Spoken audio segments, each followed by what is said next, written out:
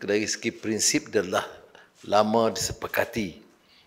Seperti mana saya runding dengan Premier Abang Jo tentang parameters yang jelas, menerima kenyataan PDA 74 dan juga DGO untuk Sarawak.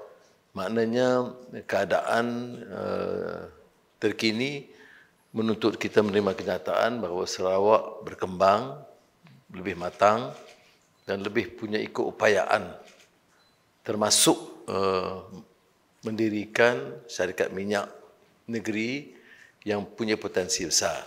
Peranan Petronas oleh itu tidak tergugat kerana dia meneruskan peranan dia, tetapi mengambil kira perkembangan baru dan kuasa yang diperuntukkan kepada negeri Sarawak dan peranan Petros.